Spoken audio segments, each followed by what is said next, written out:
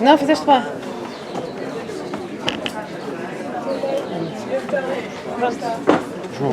João.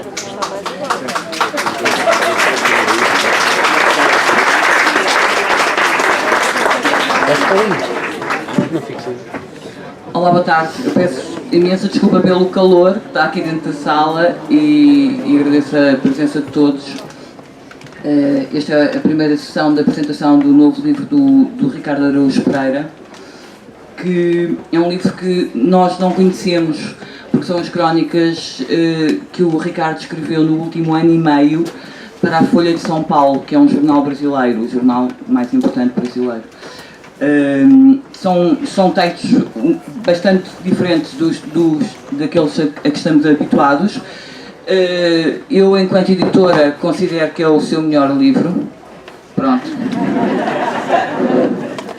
Mas eu acho que vão achar o mesmo. De qualquer das formas, eu não vou apresentar o Ricardo, nem dizer a importância que ele tem na tinta da China, obviamente, até porque é irrelevante, mas vou passar-lhe a palavra e ele falará convosco. Posso? Boa tarde, muito obrigado. Desculpa, eu cheguei ligeiramente atrasado. Obrigado. Esta senhora é a Bárbara Belhosa, editora da Tinta da China. Foi ela que há 10 anos me convidou para editar textos na Tinta da China e eu continuo a editá-los. Como veem, o que nós temos aqui hoje é a edição das Crónicas da Folha de São Paulo, com este bónus que são as crónicas que eu escrevi também na Folha de São Paulo para o Mundial. Eles mandaram para a Rússia para escrever e essa que é a parte curiosa da minha relação com a Tinta da China, a fazer de calço deste novo livro está um dos livros anteriores. Portanto, eu vou escrevendo e os livros vão mudando de utilidade. Hoje estamos a impingir-vos estes, com a ajuda dos outros para fazer volume. Bravo, Bárbara, bravo, Tinta da China. Eu quando eu fui convidado para escrever na Folha de São Paulo, muito provavelmente porque a Bárbara... eu já dei 2 entrevistas a propósito deste livro e na primeira disse... É tudo verdade, não é? Na primeira disse que tinha começado a escrever na Folha de São Paulo, muito provavelmente porque a Bárbara foi fuçona e arranjou maneira de me pôr como é que chama aquilo? Em Paraty, na Flip, que é uma festa literária que há em Paraty. E dei essa primeira entrevista a dizer que a Bárbara era fuçona e tinha-me posto lá. E ela telefonou-me a dizer: fuçona? Como é que é possível? A palavra horrível, fuçona, não faz sentido. E depois a segunda entrevista foi ao Correio da Manhã e eu disse: a Bárbara provavelmente pagou a alguém. E tenho a certeza que o Correio da Manhã em breve vai desvendar e-mails que comprovam essa situação de corrupção. E ela ligou-me outra vez a dizer: funciona primeiro e agora corrupta! O que é que vais dizer na terceira? E sugeriu o que eu iria dizer na terceira, e é de facto uma boa sugestão, porque envolve favores sexuais e tal. Mas em princípio, na próxima entrevista, vou insinuar que a Bárbara fez favores sexuais para que eu escrevesse na Folha de São Paulo. Porque sou um autor querido e simpático. Eu queria só dizer 2 ou 3 coisas sobre isto e depois, se calhar, como não tenho muito para dizer, se calhar conversávamos e tal. Pode ser que seja uma hipótese. A dificuldade de escrever para brasileiros é que eu não tenho a certeza de partilhar as mesmas referências. Não só as referências óbvias, não é? Eles não sabem quem é o Cavaco, por exemplo. E são um povo muito mais feliz por causa disso. Mas mesmo outras referências, eu não sei exatamente, às vezes até a ideia de que nós falamos a mesma língua chega a ser um bocadinho enganadora, porque há coisas que não significam o mesmo cá e lá, e por isso há essa dificuldade. Tenho feito muitas pesquisas no Google, saber se eles também dizem, sei lá, alguidar ou assim. Não sei bem, não sei, às vezes a pesquisa é inconclusiva. No outro dia queria saber como é que eles diziam esfregona, e acho que é esfregona. Mas às vezes não é. E pronto, é isso. O esforço então requer que eu faça um esforço para falar de coisas que sejam entendidas por qualquer ser humano. Basta ser humano para estar habilitado a... Portanto, não recomendo o livro a quem não for um ser humano. Se não pensar levar para um gato ou assim, não faz sentido. E é isso, portanto, o esforço tem sido esse, tem sido falar de coisas que são suficientemente amplas para serem experimentadas por qualquer pessoa, independentemente da sua nacionalidade. Algumas têm a ver com a língua portuguesa, naqueles pontos em que a língua portuguesa, de facto, para nós e para eles é igual. Não me ocorre agora nenhum, mas se quiserem fazer perguntas, eu tenho todo o gosto de responder e enquanto se faz essa pausa vou procurando coisas para dizer. Muito obrigado, mais uma vez. Se quiserem...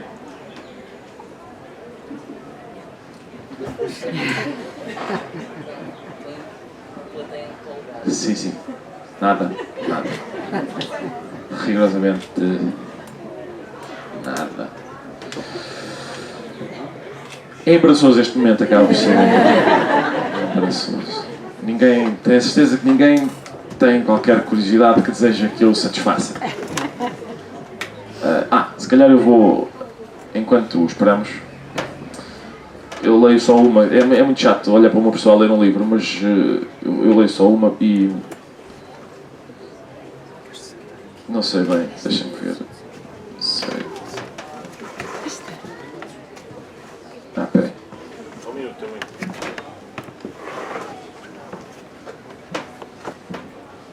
Estava preparadíssimo.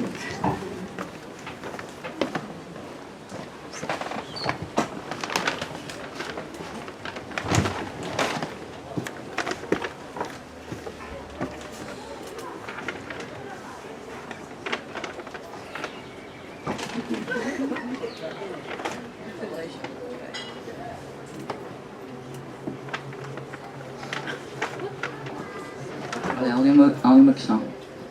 Eu posso fazer uma pergunta à Bárbara?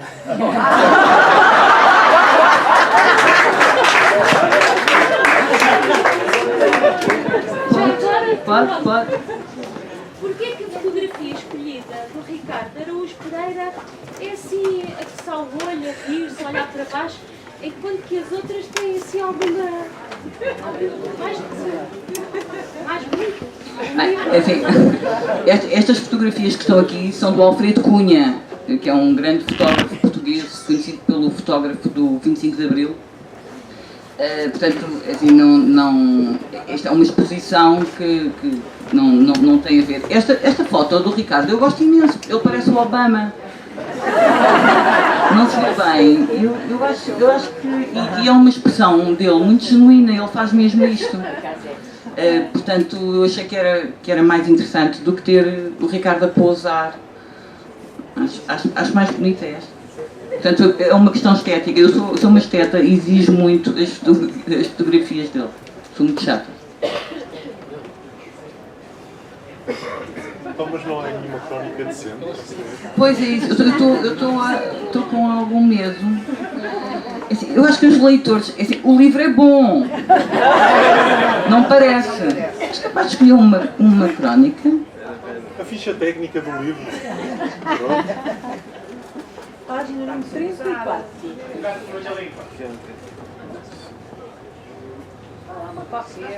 É que se for eu a escolher, ele vai dizer que a escolha é má. No outro dia fizemos isso, portanto, é ele que tem que escolher. Obrigado, desculpem lá. Eu estou a ver se consigo arranjar uma que seja menos má. Eu vou ler uma só para desenjoar, para ver se a gente arranja perguntas. E no outro dia a Folha de São Paulo mandou um repórter cá que estava a falar com todos os colunistas da Folha de São Paulo e a confrontá-los com comentários agradáveis ou desagradáveis que os leitores tivessem feito na zona de comentários da crónica. E esta crónica, sem que eu perceba bem porquê, teve um comentário do género inadmissível! É incrível! Enfim, eu não percebo a indignação, talvez me consigam ajudar. Mas isto diz assim, chama-se a boca dos ricos. É uma coisa que me tem gerado perplexidade constantemente. A boca dos ricos. Num conto do F. Scott Fitzgerald chamado O Rapaz Rico, o narrador diz: deixem-me dizer-vos uma coisa sobre os ricos. Eles são diferentes de nós. De acordo com uma lenda, Hemingway terá comentado: eles têm mais dinheiro. O sarcasmo de Hemingway justifica-se, mas a observação de Fitzgerald é verdadeira. O erro dele foi não fundamentar aquela suspeita que assim passa por platitude. Os leitores habituais desta coluna já perceberam, os 4, que eu sou parecido com Fitzgerald, tirando ser capaz de raciocínios mais sofisticados e possuir recursos estilísticos superiores. Vou demonstrá-lo hoje mais uma vez. De facto, os ricos são diferentes de nós. A diferença manifesta-se sobretudo no que eles fazem com a boca. Ricos, tenho constatado, não abrem muito a boca, exceto metaforicamente. Talvez esse seja o seu traço mais característico. Mantêm os lábios comprimidos, como se tivessem engolido o cofre com as joias da mãe. Riem com cuidado, ao passo que os pobres riem com a boca toda. É irónico que gente com menos dentes os exiba com mais gosto do que pessoas que bons dentistas dotaram de uma dentição completa. O escritor português Almeida Garrett uma vez desabafou: há umas certas boquinhas gravezinhas e espremidinhas pela doutorice que são a mais aborrecidinha coisa. Não estava a pensar nos ricos, mas podia. Outra ironia: os ricos mantêm a boca fechada também perante a comida. Sempre que sou convidado para comer em casa de gente rica, eu janto antes de sair. Caso contrário, já sei que vou passar fome. Se almoço com gente pobre, é ao contrário. Já sei que depois não janto. Porque ainda estarei a digerir a feijoada, a bebida, mais do que uma sobremesa. Se como num casebre, numa aldeia, sou forçado a comer. Se janto num bom apartamento na cidade, obrigam-me a jejuar. Na aldeia há pão, enchidos cortados com uma navalha, queijo e uma pipa de vinho. Na cidade há um prato nu com 7 feijões e um risco de molho sobre meia fatia de carne. Quando eu descubro com que garfo se come aquilo, o mordomo já levou. Os restos do meu prato, quando a refeição termina na aldeia, são mais fartos do que o conteúdo do prato quando a refeição começa na cidade. E eu fico de boca aberta com isso. Ok. Deixa-me só...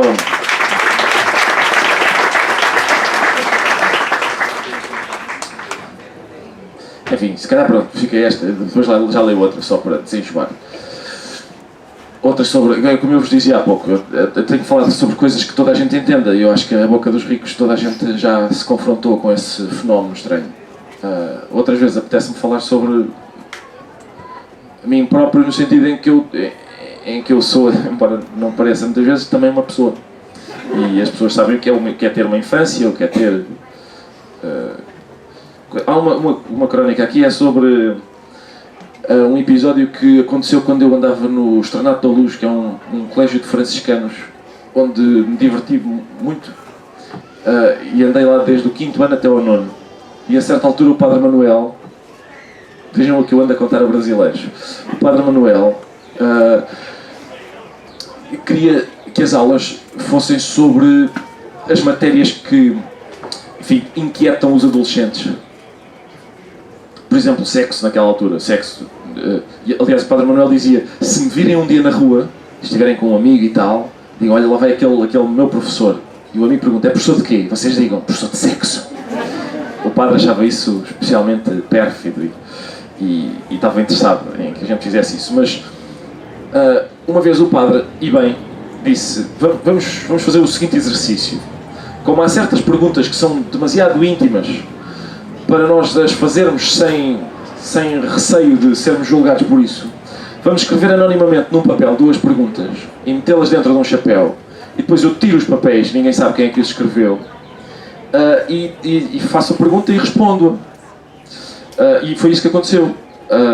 E havia perguntas, as pessoas tinham: o que é masturbação? E ele respondia, não sei o quê. E nisto ele tirou o meu papel. E o padre tirou o meu papel e lê: o que é que eu estou aqui a fazer? E os meus colegas, a sala, eu não consigo descrever a gargalhada que se seguiu à minha inquietação. O que é que eu estou aqui a fazer? Foi um trovão de gargalhada que me assustou verdadeiramente. O padre levantou a cabeça, viu toda a gente a rir, encolheu os ombros. Alguns colegas olharam para mim, denunciando, porque pensaram: quem é o único Palermo aqui presente capaz de pôr o padre no meio da aula a dizer o que é que eu estou aqui a fazer? Como é óbvio, não estava a referir-me àquela sala, estava a referir-me ao planeta em geral. Mas o facto de eles terem rido à gargalhada da minha inquietação mais profunda tranquilizou-me de alguma maneira. O facto deles, se é possível rir, ainda por cima rir daquela maneira, do facto de eu não saber o que é que estou aqui a fazer, se calhar isso não é assim tão inquietante. Depois a segunda pergunta era, o padre só percebeu a segunda, porque a segunda pergunta era: porquê é que a gente nasce e depois tem que morrer? E o padre aí percebeu: espera, já percebi a primeira. E pronto, e assim se passaram 50 minutos. E eu depois uso isso numa crónica. É excelente, memórias da infância e juventude, para depois sacar dinheiro a brasileiros. E é assim que as minhas filhas comem. Vou só ler mais uma, está bem? Já que ninguém tem perguntas, vocês é que estão a infligir isto sobre vocês próprios, mas deixem-me ver se... Esparta, não consigo encontrar. Já vi. Ok, vamos a isto. Pronto. Chama-se Amor e Batatas. Os poetas têm falado muito sobre amor, pouco sobre batatas e nada sobre a relação entre o amor e as batatas. É muito triste que tenha de ser eu a preencher as lacunas que a grande literatura vai deixando. Talvez o problema seja meu. Na minha vida, o amor manifestou-se menos sob a forma de grandes gestos e mais sob a forma de batatas. Os poetas cantam beijos loucos, gritos roucos, lágrimas, ânsias, despedidas, traições, ausências, mas às batatas não dedicam nem um epigrama. É o seguinte: quando eu era pequeno, a minha avó fazia o almoço muito antes da hora para que nada faltasse. Ela não tinha uma inclinação natural para beijar ou abraçar, mas fazia outras coisas. Quando a carrinha da escola me vinha buscar, ela ficava a olhar à janela até eu dar a curva. E à tarde, quando a carrinha me trazia, ela já estava na mesma janela à espera. Eu tinha 6 ou 7 anos e ficava com a sensação de que ela ficara ali o dia todo, com a vida suspensa. Hoje sou adulto e a razão diz-me que não é assim, mas o coração continua a não ter a certeza. Ao fim de semana, muito antes da hora do almoço, ela fritava batatas, punha num prato e depois cobria com a tampa de uma panela. O vapor condensava-se no interior da tampa e depois a umidade chovia sobre as batatas. Por isso as batatas ficavam moles. Em casa da minha avó nunca comi batatas que não fossem moles.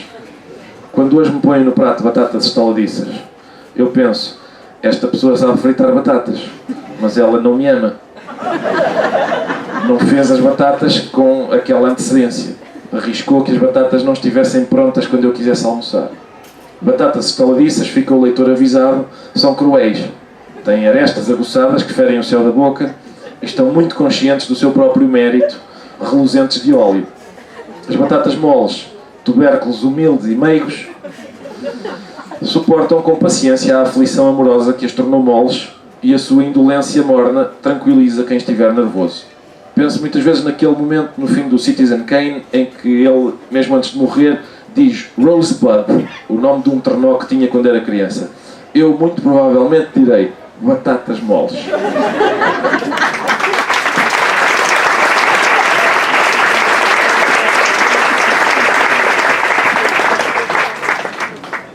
Sim, força. Ricardo sai de Esparta. Sabe qual é a sua interjeição preferida? Vou lá no top 3. Não percebi. O Ricardo há bocadinho disse sai Esparta. Sabe qual é o seu top 3 de interjeições preferidas? Sim, sei. Sei, mas não posso revelá-los numa sala tão cheia, onde há câmaras a filmar. Podemos experimentar, mas ainda por cima há crianças e tudo, é melhor não. É melhor não, mas... Raio Esparta não está no top 3. Não está no top 3. A primeira de todas... Epá, estão crianças aqui, não dá.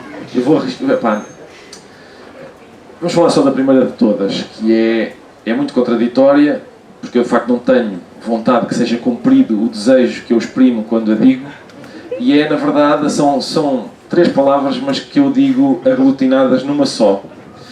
E é... Caralho, me foram.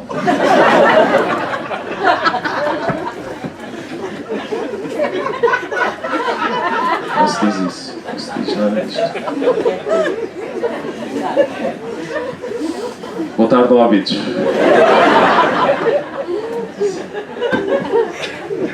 Tinha que ser uma jovem a puxar este tipo de coisa. Diga. Acho que o microfone vai a caminho.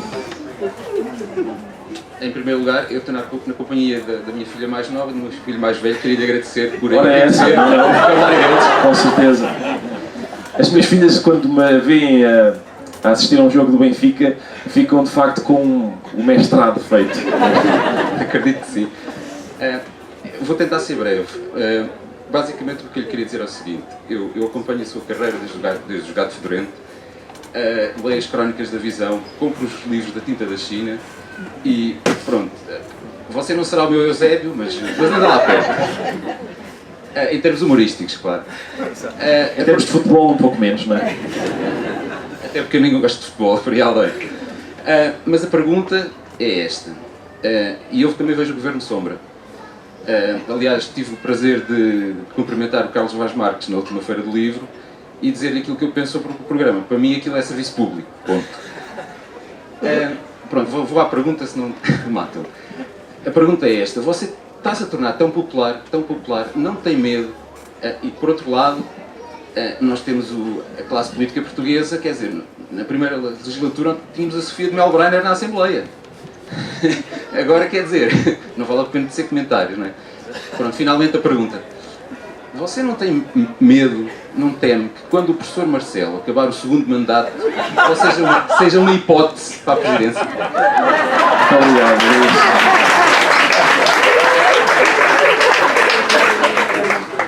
É muito raro a gente ter a demonstração de que Óbidos é de facto a vila da Ginginha. Não viu nada? Não viu ainda? Então não sei o que é que se passa, mas... ouça, não há nenhuma hipótese disso acontecer. Pois já não há nenhuma vaga de fundo. Mesmo que houvesse, eu dizia para baixo, porque não há nenhuma hipótese. Eu tenho dito isso várias vezes, quer dizer, o meu trabalho é fazer pouco do Presidente da República. Eu nunca aceitaria ser despromovido a Presidente da República. Isso obviamente seria uma despromoção que eu não aceito. E sabe, a minha popularidade, como a designou, parece... É mais fogo de artifício do que uma coisa verdadeira. Eu vou-lhe dizer qual foi a última vez em que ela me serviu. E eu não consigo, e ela não é capaz de muito mais do que isto. A última vez foi, na quinta-feira, a minha sobrinha teve gêmeos. E eu cheguei ao hospital e toda a gente estava... as enfermeiras tinham dito a todos os familiares que ela estava lá dentro, no recobro, ninguém podia ver os meninos, não sei o que mais. E depois eu cheguei e a senhora disse: venha. É isso. Estou lá eu, que sou tio-avô dos bebés, contente a fotografar os miúdos e tal, que são roxos. Já agora fica a nota. E a avó das crianças está lá fora, porque como não faz palhaçadas na televisão, como é óbvio, não entra. Era o que faltava. Para mais do que isto não funciona muito. Às vezes, por exemplo, chega a um restaurante que está cheio e o empregado vem e diz: e há gente à porta à espera. Não devia contar isto porque algumas dessas pessoas são vocês. Está a gente à porta à espera. E o empregado vem ter comigo, o empregado que eu nunca vi na vida, vem ter comigo e diz: os seus familiares já estão lá em cima na mesa deles. E eu: quais certo, então indica o caminho, se faz favor. Mais do que isto não serve. Para mais do que isto não serve. É só para isto. A troco de uma selfie, eu consigo mesa num restaurante lotado. É como o Marcelo, sim, mas o Marcelo é... Enfim, aquilo é poder a sério. O máximo que eu consigo é ter... Isso acontece muitas vezes, eu vou a um restaurante e no fim da refeição eles dizem: o chefe gostava que chegasse à cozinha. E é para quê? Para me darem um pudim flan para eu engolir. Eu tenho o colesterol a bater ferros lá em cima por causa dessa maldita habilidade. Todos os restaurantes me impingem um pudim. Muito bem, vamos a isso. Uma menina ali.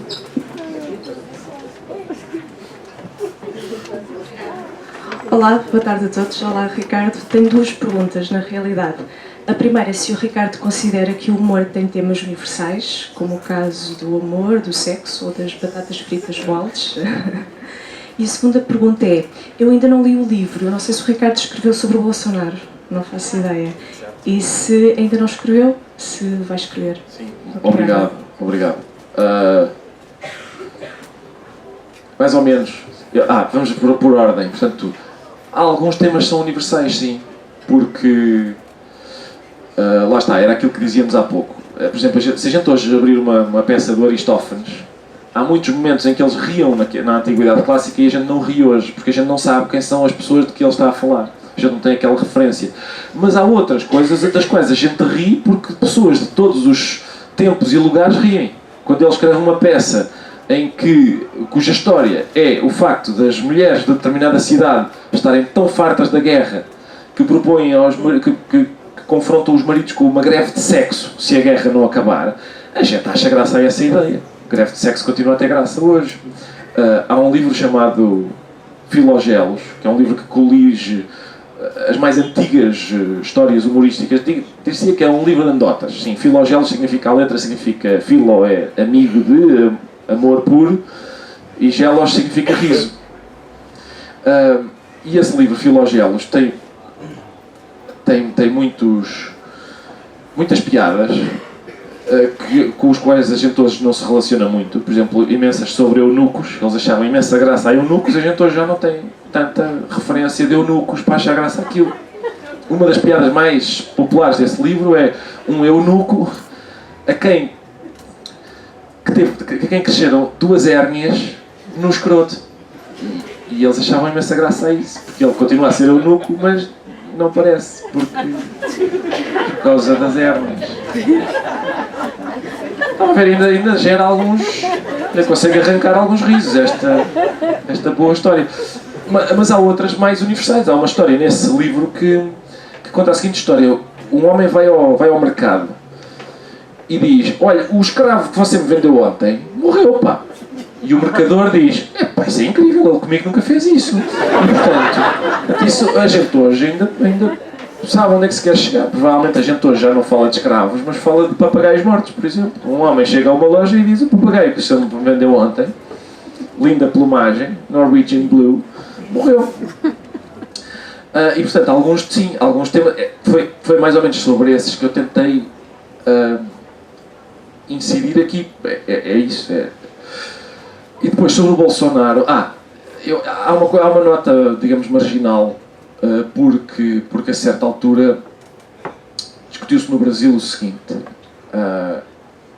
no Carnaval havia uns tipos, uns energúmenos quaisquer, inscreveram-se para entrar no Carnaval com um curso chamado o Porão, não sei o que é o Porão, ou seja, era o equivalente a cá, nas marchas populares, a ver uns tipos lá em Lisboa que diziam: nós queremos entrar com uma marcha chamada Os Calabouços da PIB na rua António Maria Cardoso.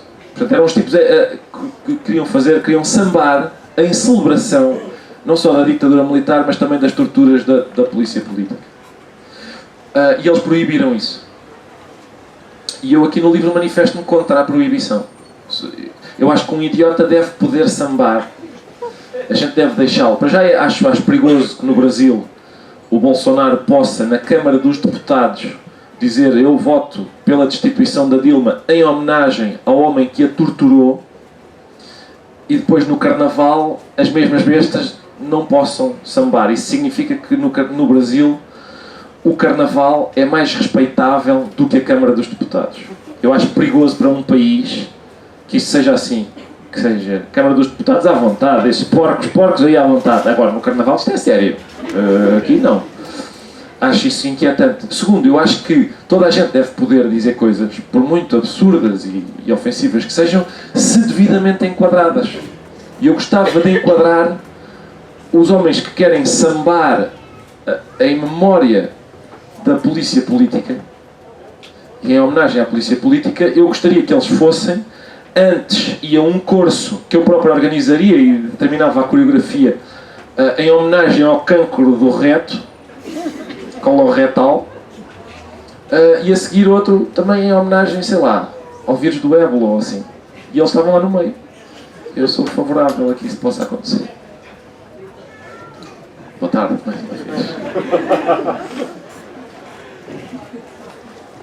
Aproveitar o assunto e continuar.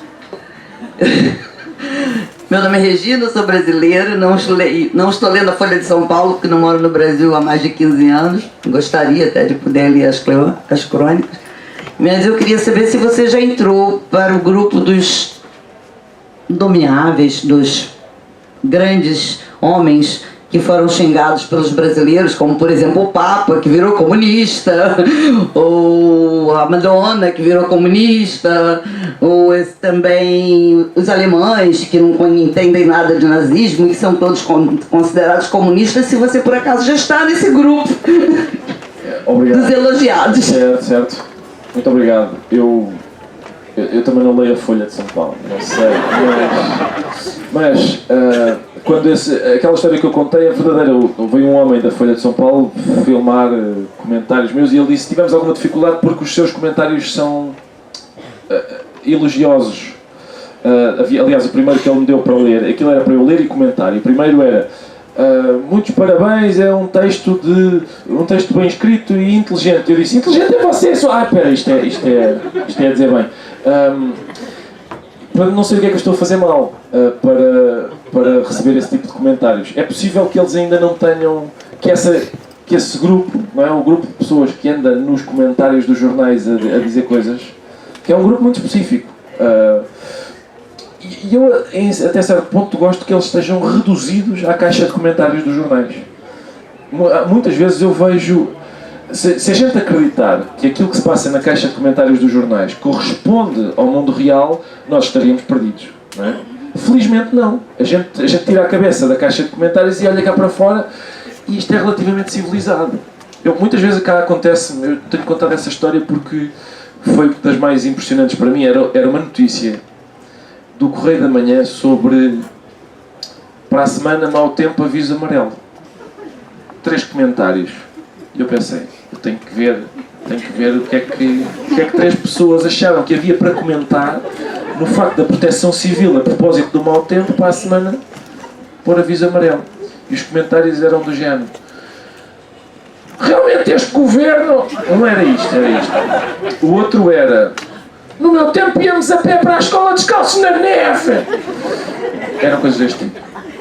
É gente que tem raiva, eu acho que tem raiva, e eu acho que é ótimo que haja um sítio, como aquela lixeira que costumam ser as caixas de comentários, que é um sítio ótimo para eles libertarem essa raiva. Eu fico contente. Não sei quem é que tem o microfone, mas está uma... eu tenho 2 perguntas para si, que enquanto eu estava aqui à espera de conhecer o livro. E a primeira é: eu reparei que você referenciou memes, e eu gostava de saber a sua opinião sobre essa nova forma de comédia e de expressão artística da modernidade.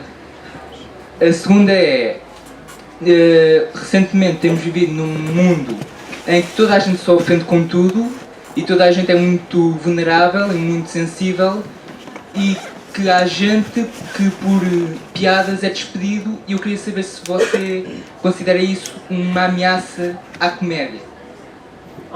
Obrigado, rapaz.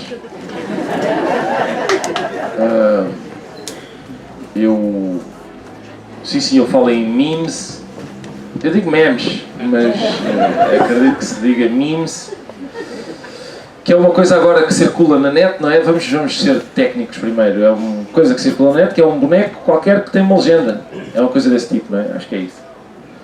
Sim, eu estou atento ao que se passa na net. Tento não participar o mínimo possível, mas na medida em que aquilo existe para as outras pessoas, também acaba por existir para mim. E lá está. Como é uma coisa muito partilhada entre toda a gente tem internet, toda a gente já ouviu, tem Facebook, toda a gente já ouviu falar, já sabe, já viu um meme. Isso é uma das coisas das quais eu falo. Sobretudo eu falo para dizer que não sei bem o que é. Mas lá está, esse tipo de coisa que toda a gente, que é partilhada por toda a gente, uma experiência partilhada por toda a gente. Eu até me perdi o outro, mas acertou um pouco mais à frente. Não te preocupes muito. Há 2 ou 3 coisas que me interessam. memes não é uma delas, há uma referência a memes, mas por exemplo, às vezes interessa-me, uma das coisas que me interessa bastante é examinar uma coisa que a gente costuma dizer, que toda a gente diz, e olhar para ela de uma outra maneira, digamos. Arrancada do contexto, não é? Às vezes arrancada do contexto, ou outras vezes tentar perceber, por exemplo, eu acho que toda a gente já viu essa cena, não é? Uma cena em que, por exemplo, num filme, um criminoso está a apontar uma arma a uma vítima e a vítima diz: por favor, não dispare, eu tenho família. Essa frase, por favor, não dispare, eu tenho família, parece muito cruel. Porque o que essa pessoa está, na verdade, a dizer é: ei, não me mate, que eu tenho família. Porque é que você não vai antes matar um órfão ou assim? É o que essa frase significa. A frase significa: não, gente sem família à vontade. Matar à vontade. Agora, a mim não, que eu tenho família. A mim não me faça isso. É o tipo de coisas que me entretêm durante uma tarde. É pensar sobre essa... Eu conto uma história aqui que felizmente não é verdadeira, que é a história de um casal que vai na rua, um casal já com alguma idade, e o homem tem uma pequena síncope. E a senhora, obviamente desesperada, agarra-se aos colarinhos do homem e diz: não, Jorge, não me faças isto, Jorge. Isso é uma coisa que a gente faz muitas vezes. Quando alguém está a ter um ataque de coração à minha frente, a gente lembra-se em primeiro lugar de nós. Não me faças isto, como se o homem estivesse a fazer-lhe uma desfeita. Eu tenho sempre muita vontade de intervir e dizer: Jorge, vai à vontade, pá. Não ligues, ela fica bem, daqui a um mês se calhar já casou outra vez e tudo. As pessoas recuperam. Queres ter um ataque? Tem um ataque, pá. Acho que é uma coisa mais humana do que estar a dizer: não, o homem está lá entretido com uma coisa que está a fazer. Estarem aos gritos em cima dele parece-me desagradável. Já não lembro da pergunta. A segunda parte era sobre... Sim, há pessoas que são despedidas por causa de uma piada, de facto, costuma acontecer. Ou melhor, acontece com frequência cada vez maior. É um risco, o que eu gosto, uma das coisas que eu mais gosto nesta profissão é a ausência total de responsabilidade. Voltando à primeira pergunta sobre o Presidente da República, o facto de eu não ter responsabilidade nenhuma encanta-me. Eu acho que a sociedade, é melhor para a sociedade que eu tenha uma profissão em que eu não tenho responsabilidade nenhuma. Mas para entendermos isso, que eu não tenho responsabilidade nenhuma, é preciso a gente compreender que o discurso humorístico tem características que o outro não tem. É aquilo que toda a gente sabe isso, porque a gente já disse. Dizem-nos uma coisa e a gente diz: estás a falar a sério? Se uma pessoa estiver a falar a sério, há um problema. Se não estiver, não há problema nenhum. Eu acho que nós estamos a perder essa capacidade de distinguir que há coisas que podem ser ditas num contexto que não é sério. Acho que há uma tendência bastante grande para sermos literais. E quando somos literais, eu acho que isso prejudica o nosso entendimento da linguagem, prejudica a comunicação. É um entendimento, acho eu, infantil da linguagem. É como toda a gente já teve essa experiência, não é? Como a gente às vezes diz assim a uma criança: epá, está quieto. E a criança faz. Ela está a fazer de propósito para entender a linguagem de uma maneira que não é a correta. O que ela está a fazer é: eu vou pegar num e apenas num sentido da palavra que tu acabaste de dizer e portanto vou tomar o que tu disseste à letra desse modo. É óbvio que assim não funciona. A gente assim não se consegue entender. E isso parece-me que acontece crescentemente hoje. Há mais uma pessoa com... Sim. Pronto, então aqui enquanto eu estava à espera estava a pensar que estou nervosa. É um bocado... Não sei, parvo se calhar está nervosa ou não. E queria perguntar quem é que são as pessoas, ou se calhar porquê é que achas que isto acontece, se existe alguma piada que consigas fazer disto, e quem é que te deixa nervoso, não é? Quem é que tu, se tivesses de falar, se alguém dissesse agora perguntas para esta pessoa e tu ficasses: ai, eu quero, mas não sou capaz. Não, eu não acho nada parvo o que disse. É muito natural estar nervoso. Repara, o que não é natural é não estar nervoso quando se pega no microfone para falar à frente de não sei quantas pessoas, mas dezenas. O mais normal é isso que fez. E mais, eu acho, para mim, o meu trabalho envolve isso que acabou de dizer, que é, eu estou nervoso e depois começo a examinar-me a mim próprio, como se eu fosse um animal, como é que se chama, naqueles, lá aqueles que os cientistas fazem, abrir e tal, e dissecar e tal. E esse, sabe aquela frase, quando o sábio aponta para a lua, o tolo olha para o dedo. Essa é uma frase muito interessante. Para já, porque olhar para o dedo também é um exercício válido. Olhar para o dedo também tem um valor. É, aliás, um exercício humorístico curioso. Toda a gente sabe que ele está a apontar para a lua e a gente olha para o dedo.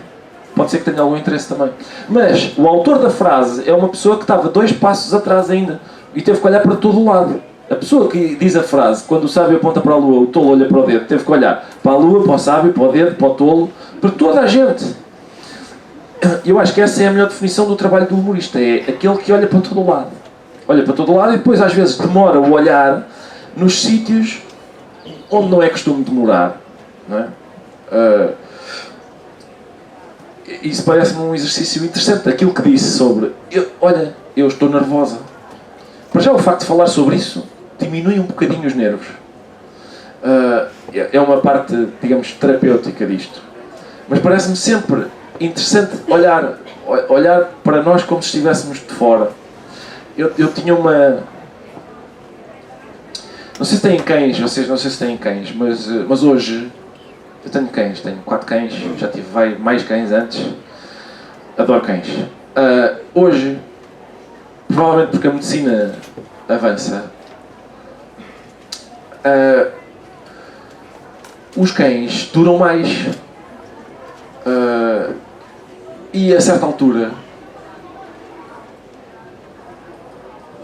deixam de ter condições de vida. Eu já tive que pôr a dormir com muita relutância, resistindo muito ao olhar do veterinário. O veterinário nunca sugere.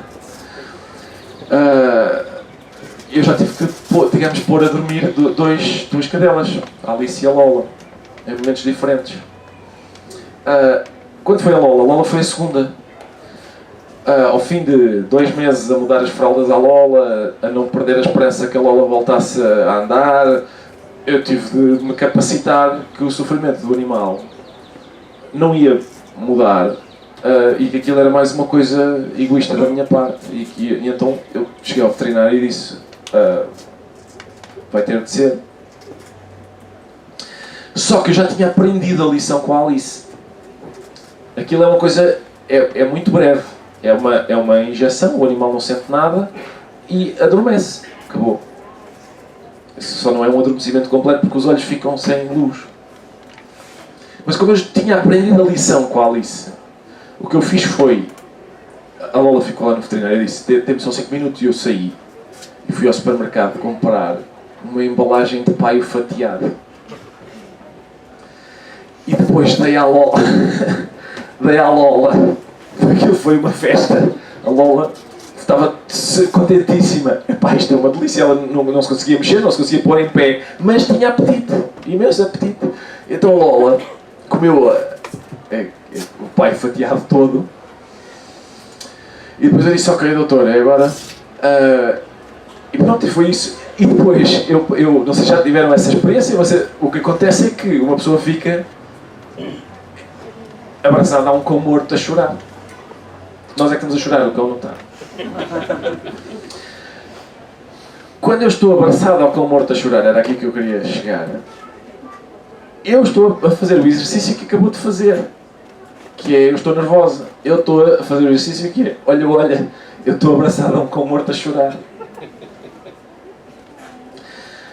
Eu não sei o que é que isso melhora na minha vida, provavelmente não melhora nada. Mas eu não sou capaz de não o fazer. Não sou capaz de não o fazer.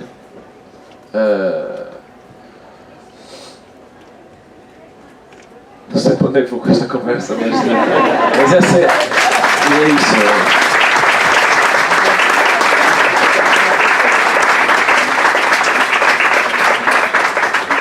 Basicamente o que eu estou a dizer é que gosto de olhar para mim próprio, não sei, se calhar é isso.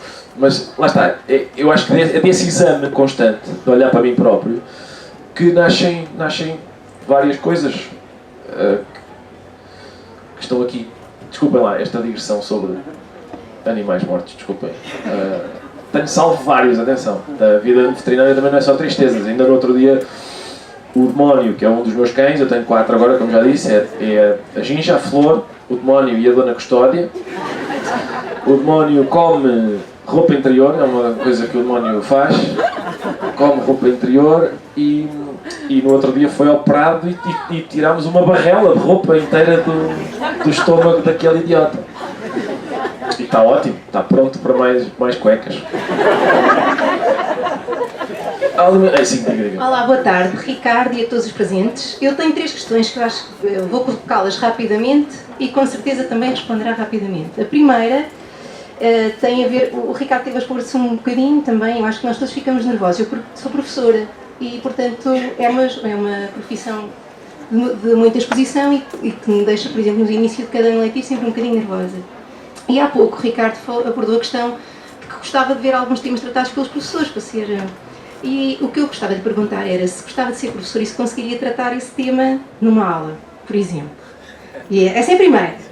A segunda é, se já pensou escrever para crianças, porque o Ricardo tem 2 filhas, eu também tenho um filho, não tenho 2 filhas, tenho um filho, e se já tivesse a proposta, se gostaria de o fazer, até porque eu acho que as crianças encaram o humor também de uma forma muito positiva, e penso que através do humor, por exemplo, o meu filho gosta muito do Asterix e do Obelix, e precisamente pela parte humorística e da pancadaria, não podia deixar de ser. E a última, que é uma pequena provocação, acho eu, porque eu quando olho para o título deste último livro, que eu comprei e que gosto particularmente, que Estar Vivo aleija, se lembrou da Lili Canessas, que disse estar vivo ao contrário de estar morto. Muito obrigada. Agradeço, obrigado. Não, eu sei que o livro parece começar a citar esse pensamento, mas na verdade não. Eu queria, o livro, quer dizer, o título só tem 3 palavras e parece de facto que vai embalado para uma reflexão importante. Estar vivo, normalmente estar vivo, a gente começa, como lá está a Lili Canessas também tentou, estar vivo, normalmente é assim que começa uma reflexão sobre tudo isto. Terminar com aleija, que é uma palavra, digamos, do universo infantil. Eu dizia, não faças isso, estás-me a aleijar. A ideia de fazer uma espécie de reflexão sobre a existência que acabasse com uma coisa relativamente infantil agradava-me, porque eu continuo a sentir-me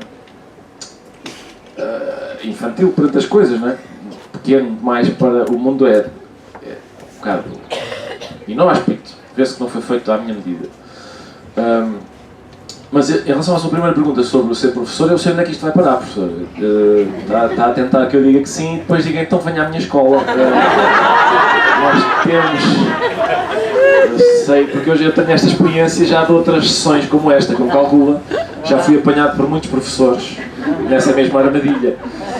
Mas eu gostava, de facto. Eu vou, já lá está, eu costumo ir a falar a escolas e a bibliotecas e tal. É bizarro, mas... A escola secundária da Sertã, a biblioteca da escola, chama-se Biblioteca Ricardo Araújo Pereira. Eu fui inaugurá-la no outro dia. Eu não sei se isso atrai ou repele os alunos para irem à biblioteca, mas eu acho que de facto há talvez haja maneiras de falar sobre literatura, sobre livros, é isso às vezes que os professores me pedem. É que eu vou falar sobre livros e sobre literatura e tal, de uma maneira que seja apelativa. E eu acho, quer dizer, às vezes a gente tem essa sensação, quando está nos bancos da escola, que os Lusíadas são dados da maneira menos apelativa para as pessoas. É de uma maneira que eu acho que, tenho defendido essa ideia várias vezes, mas o Ministério não liga. Eu acho que a maneira como às vezes se dá aos Lusíadas repele a leitura dos miúdos até da Playboy. Se a gente disser... a Miss Dezembro gosta de andar a cavalo nua e de banhos de espuma. Onde é que está o sujeito desta frase? Por amor de Deus, eu quero para isso vou ler os Maias. Não é? Acho que os miúdos rejeitam essa abordagem por causa desse tipo de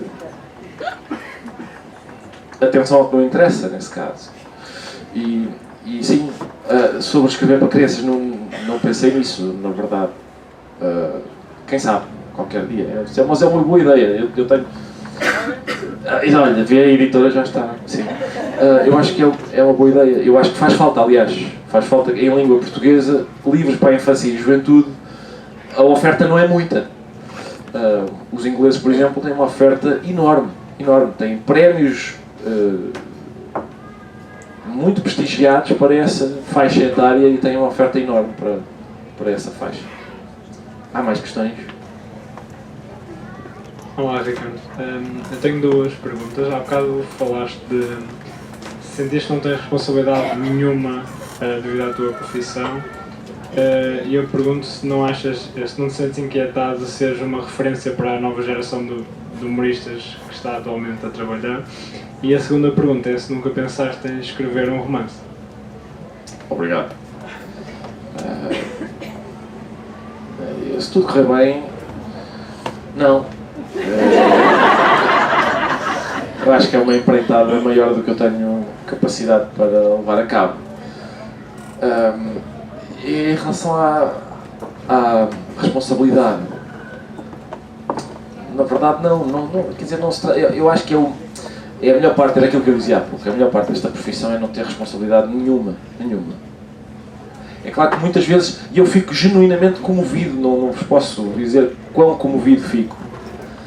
Quando pessoas vêm ter comigo, ou mandam mails, ou escrevem, não sei o quê, a dizer, olha, eu tive este problema de saúde, tive este problema pessoal, morreu uma pessoa de família, tive uma depressão, e naqueles momentos ouvi-lo a dizer coisas idiotas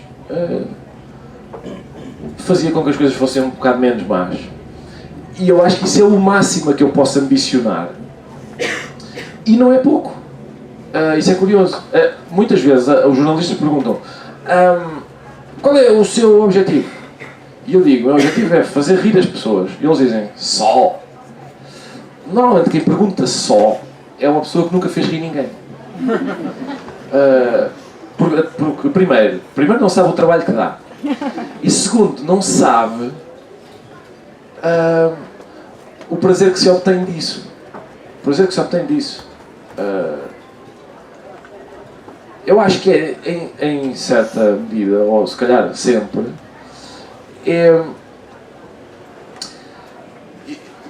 deixa eu ver se eu consigo. Eu acho que o meu único interesse no duplo sentido é esse o único interesse que as pessoas têm em mim, e bem. E a única coisa que me interessa na vida, portanto, é o meu único interesse nesses dois, é fazer rir as pessoas. Se eu estou a conversar com uma pessoa e há muito tempo que ela não ri, eu começo a ficar inquieto. Eu preciso de... Pode ser uma coisa doentia, admito que seja. Mas eu preciso de vez em quando, fazer com que... sabe aquela... Quando a gente tem uma coisa na panela de pressão ao lume e de vez em quando a válvula faz... Numa conversa, eu acho que é isso que o riso faz. A tensão começa a crescer, e de repente... E é com o riso que isso acontece. Eu às vezes acontece um episódio... Atenção, pode acontecer as duas coisas. O riso pode ser o gatilho de uma zaragata, mas também pode ser aquilo que faz com que a tensão se alivie e faça esvaziar o balão. Mas muitas vezes eu conto uma história verdadeira, que era dia de Benfica-Porto.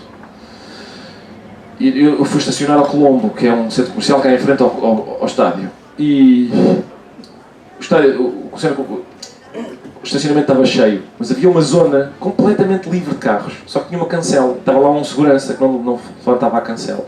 E finalmente o segurança lá teve ordens para levantar a cancela, e então as pessoas que estavam ali à volta, há que tempos, estacionaram e puderam sair e ir a correr para o estádio para ver o jogo desde o início. Uma dessas pessoas, que estava especialmente indignada, disse ao segurança, você é um palhaço. E o segurança disse, não, você é que é um palhaço. E começaram a crescer um para o outro. Era óbvio que aquilo era uma cena que ia descambar. Estavam os dois tipo galo, um para o outro, a dizer, você é que é um palhaço. Eu estava de longe, não me apetecia ir lá interferir. Sempre que se interfere numa luta, o mais provável é a gente levar uma galheta também. E eu, quer dizer, não quero que eles andem, mas também quero manter o nariz como está. Além disso, o Benfica ia começar e por isso a minha intervenção, eu pensei, vou intervir na mesma, mas rápido, que é para irmos todos para a bola. Então eles estavam, você é um palhaço, não, você que é um palhaço, e eu disse de longe, ei, eu é que sou um palhaço. E eles olharam para mim, como que se diz, olharam para o outro como quem diz, isto é aquele gajo, Bom, vamos embora.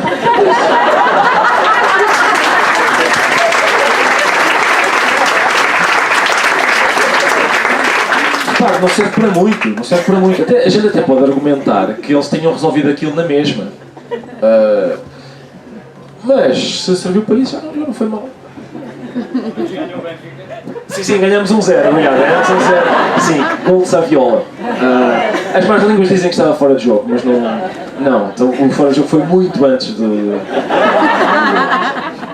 Obrigado por perguntar, é de facto eu esqueci-me do pormenor mais importante da história. Agradeço-lhe, obrigado. 1-0, sim. Maxi Pereira estava estendido sobre a linha ainda, estava lesionado e tal.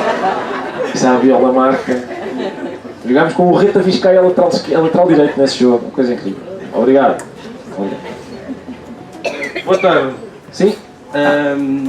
O que eu lhe queria perguntar tem a ver com aquela história que contou ao início do papel e daquela pergunta de o que é que eu estou aqui a fazer. Isso de certa forma, eu desconfixei a pergunta, a resposta, mas em que é que a escrita humorística é uma resposta a essa pergunta? E se temos a esperança de haver um livro sobre isso? Fica a dica para a Bárbara. Exato. Não, ela não precisa de dicas, meu amigo. Não lhe dê dicas que ela, sim. Muito obrigado pela sua pergunta. Sim, como adivinhou, sabe a resposta. Sim, de facto, eu acho que a escrita humorística, que essa maneira de olhar para as coisas é uma tentativa, se não é de responder à pergunta o que é que eu estou aqui a fazer, é de tornar a resposta um pouco mais leve. Repara, um dos textos aqui, como eu lhe disse, eu faço das tripas coração para escrever isto porque muitas vezes é sobre coisa nenhuma, é sobre nada. Não é, para mim é relativamente frequente escrever textos sobre nada. Às vezes, há 2 semanas ou assim, eu escrevi na Visão uma crónica inteira sobre o seguinte. Não tinha tema, como aliás acho que vai reparar. A crónica era sobre, nas aulas de latim, a primeira declinação. Portanto, as desinências da primeira declinação são, eu vou dizer por esta ordem: nominativo, vocativo, acusativo, genitivo, dativo, ablativo. Singular e plural. As desinências são am, ae, ae, as, aram, is. Como é que eu decorei isto? Com a música da Machadinha. Am, ae, as, aram, is. E por isso, nas aulas, o que acontecia era a seguinte farsa.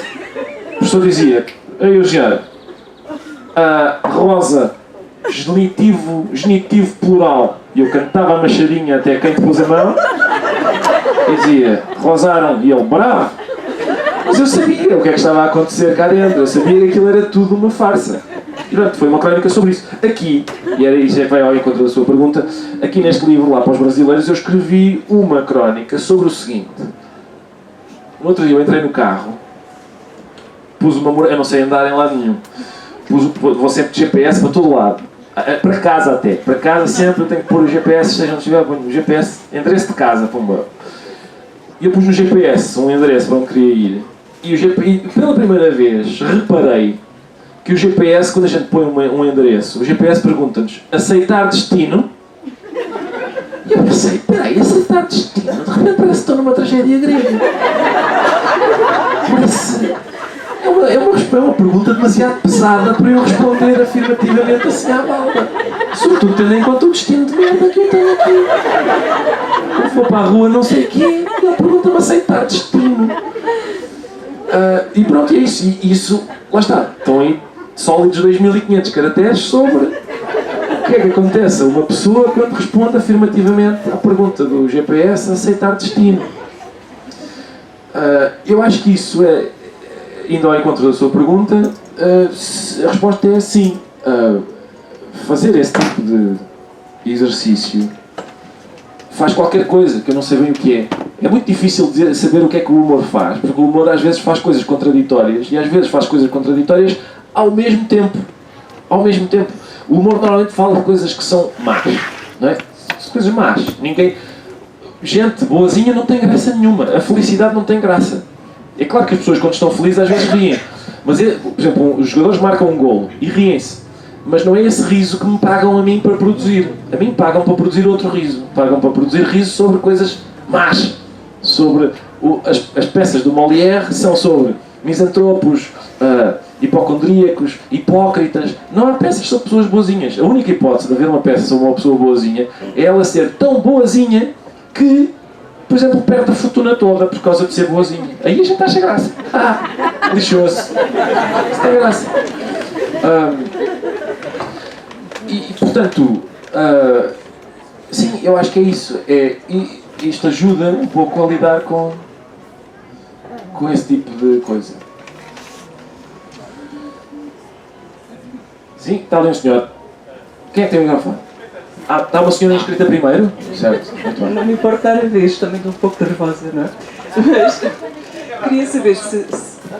Espera, não, deixa só esta senhora e depois eles passam-lhe o microfone, está bem? Obrigado.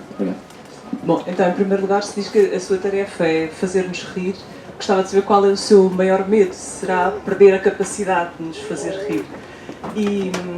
E por outro lado, eu também gostava de ver qual era a sua opinião sobre nós como público. Somos muito fáceis? Ou já alguma vez teve a sensação, como o Salvador Sobral, que basta ter um ataque aerofágico para desatarmos todos a rir?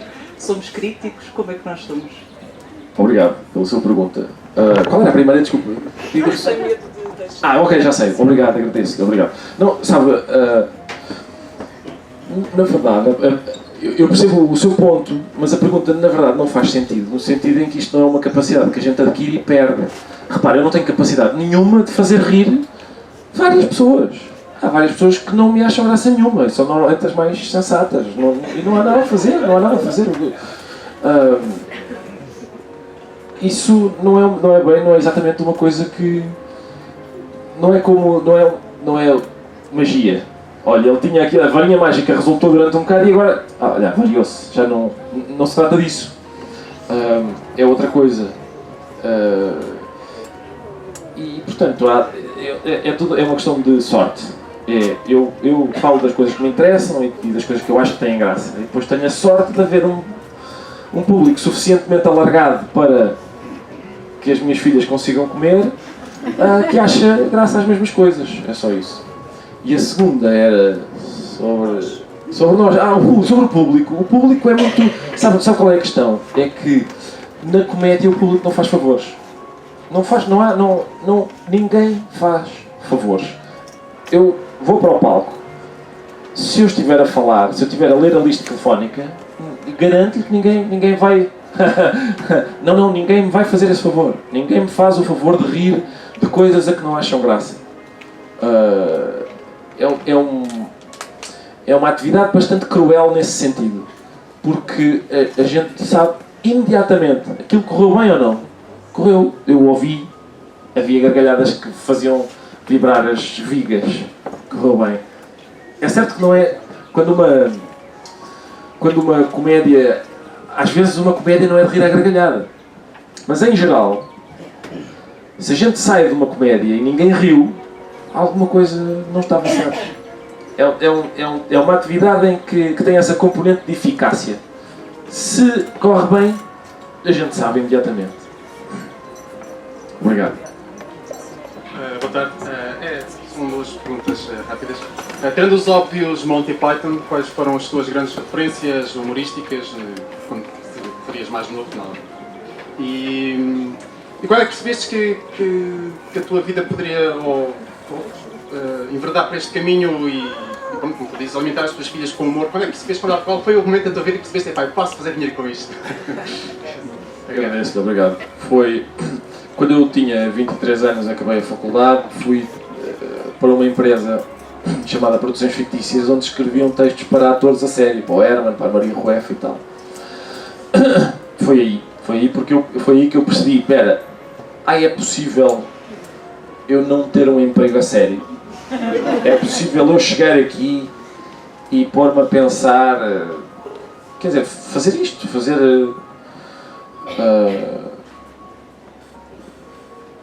perder tempo a pensar sobre isso, sobre e pronto, e a visão diz, com certeza, compro, gostei muito, mais disto. É uma atividade bizarríssima, mas assim que eu descobri que era possível eu não ter um daqueles empregos de olá Moreira, como está? Passou bem? Olha, traga-me o dossiê da Zirtex, faz favor, que eu gostava de ver isso. Estou farto deste tipo do economato e tal. Não tenho. Esta senhora está claramente farta de um tipo de economato. Na empresa onde trabalha. Eu não tenho esse tipo de problema. E em relação às referências,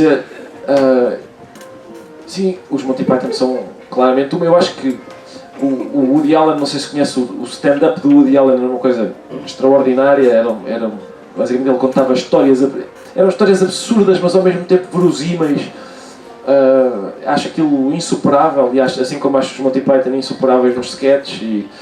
E já que estamos a falar de Brasil, já que estamos no Brasil, e não sei porque ocorreu-me que, em termos de referências brasileiras, não sei se já repararam, mas há, para mim pelo menos, as minhas referências do humor brasileiro são emolduradas por dois Gregórios. É Gregório de Matos e Gregório do Vivier. O Brasil tem pelos vistos, essa tendência bizarra para produzir Gregórios engraçados. Entre o Gregório de Matos e o Gregório do Vivier, há vários nomes aí. Vários nomes como Luís Fernando Veríssimo, Machado de Assis, enfim, vários outros. Mas Brasil. Está feito? Não, ainda há mais perguntas. De repente, ao princípio, primeiros 20 minutos, zero. E agora? Olá, Ricardo. Eu queria perguntar se sente saudades de fazer televisão e fazer sketches, interpretar os seus próprios textos na televisão, ou se gosta mais desta vida recatada de escrever crónicas e são publicadas e não é o Ricardo que as lê ou interpreta? Obrigado. É a linha B. Resposta B. Eu nunca estive à vontade a representar os meus próprios textos, não é? Mas, quer dizer, em breve haverá alguma coisa desse tipo, não exatamente de sketches, até porque nós fizemos uns 600 ali num espaço bastante curto, mas haverá qualquer coisa assim na televisão e tal. Mesmo aquilo que eu escrevo para a rádio comercial são mais ou menos sketches, e devo dizer que me agrada imenso, por várias razões. Primeiro, agrada porque aquilo se destina a um público vastíssimo.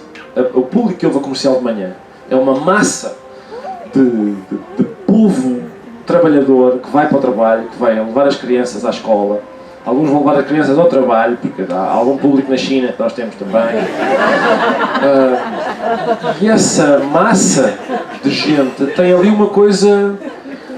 sempre que as pessoas vêm dizer, olha, na minha escola tens de começar a chegar mais cedo à comercial, pá, porque na minha escola toda a gente está com a porta aberta no parque de estacionamento, à espera que a Michórdia acabe, e depois então mandam os miúdos para a escola. Isso é muito comovente para mim, é muito comovente, como calculam. E vai ao encontro daquilo que eu lhe dizia, aquilo que os jornalistas não compreendem, que é rir, sol. É pá, sim. É quinta-feira de manhã, está a chover. Eu tenho que levar os miúdos à escola e a seguir vou para o trabalho aturar o tipo do economato. E há aqui um bocadinho em que há um idiota que esteve a pensar em coisas com a única intenção de me fazer rir. É pá, deixem-me desfrutar disto. Isso é bom, eu gosto disso. E quando escrevo coisas para lá, tenho essa preocupação que é de saber que não estou a falar só para o banco da frente, também estou a falar para o banco de trás. Também quero que as pessoas que vão no banco de trás se divirtam, e por isso que muitas vezes lá falo muito pouco do Sócrates ou assim, falo bastante de crianças que vistas de trás parecem uma velha. São mais os meus temas nesse ponto. Vou voltar sim em janeiro, sim. Obrigado. Não faz nada bem, aquilo é muito cedo e aleija-me.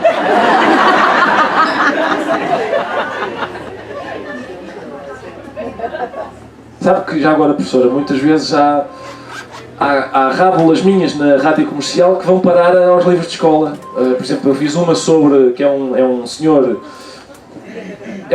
sobre, sabe, os apontamentos Europa-América, não é? Dos maias. E eu fiz uma coisa que se chama Apontamentos Senhor Américo, que é para miúdos que nem paciência têm para ler os apontamentos Europa-América.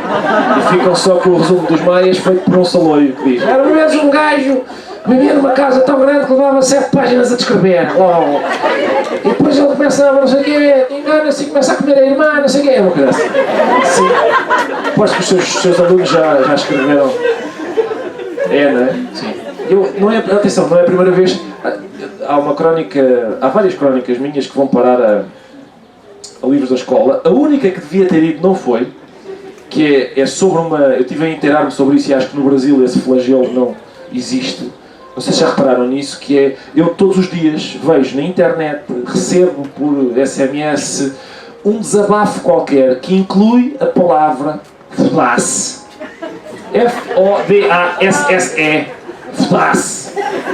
É uma palavra que não existe. É um bizarro imperfeito do conjuntivo que na verdade não existe. Não existe.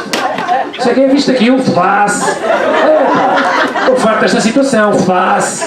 Basta, Sr. Ministro. FODASSE. Não há FODASSE. FODASSE não existe. Não existe. E isso é culpa também sua, professora, porque os miúdos fartam-se de conjugar verbos que não interessam, e este, que é de uso cotidiano, nunca sai no teste. E por isso as pessoas põem-se a escrever FODASSE. Quem escreve FODASSE, repare, quem escreve FODASSE, aquilo nem sequer é uma obscenidade, é uma obscenidade na forma tentada. É uma pessoa que quer ser mal criada e não consegue. É a coisa mais triste. É a prova de que até para ser mal formada é preciso ter formação. E as pessoas não. Obrigado.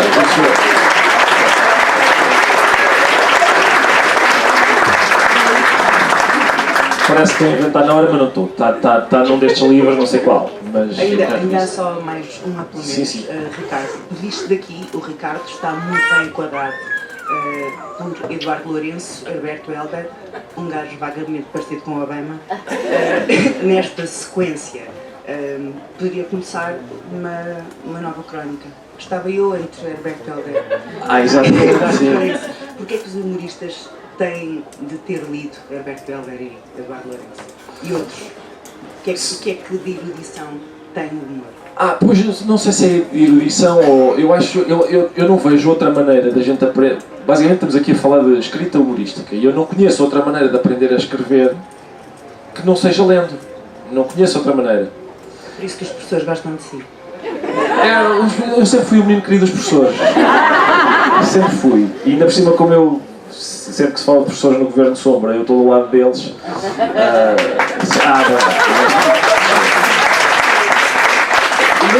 Quer dizer, não me custa nada. Para mim é óbvio. É uma profissão essencial, basilar na sociedade.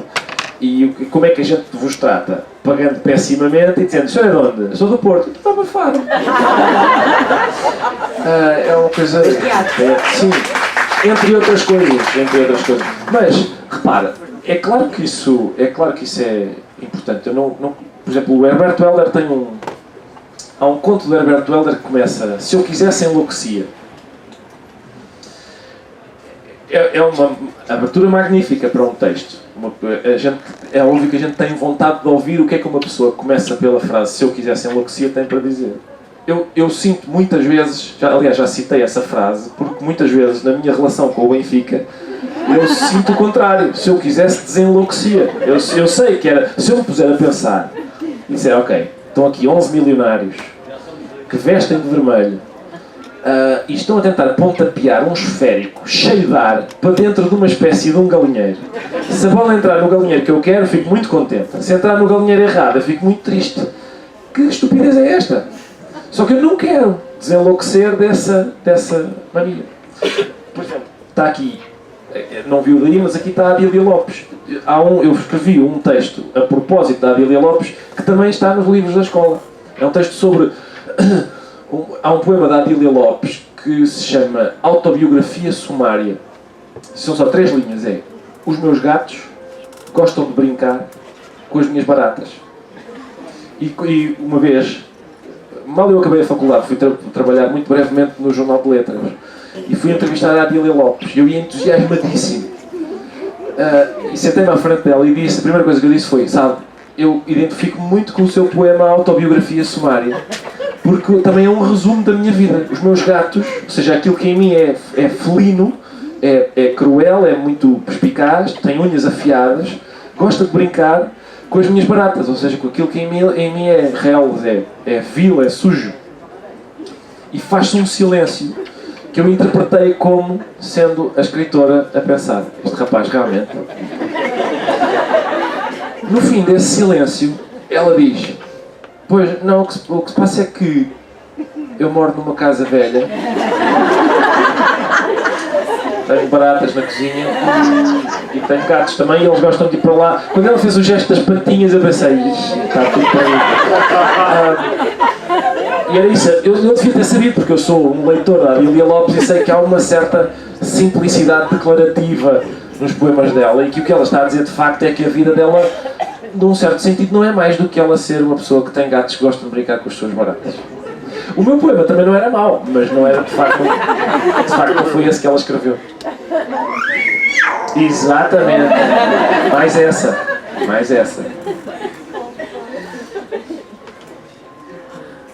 Acho que acabou. Será que eu esgotei a paciência? Esgotei a paciência das pessoas. Foi agora? Esgotei a paciência das pessoas. Vou assinar o livro, diz a Bárbara. Obrigado.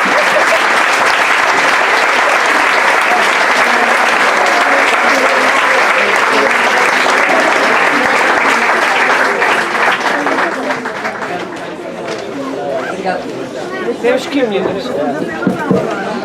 O Ricardo a seguir vai assinar livros para quem? Se calhar eu podia frente. Mas eu acho que aqui as pessoas vão passar. Agora eu não sei. Ou então, Greg, ali atrás, atrás do palco. Atrás do palco. Mas agora vamos ser os últimos, não é justo?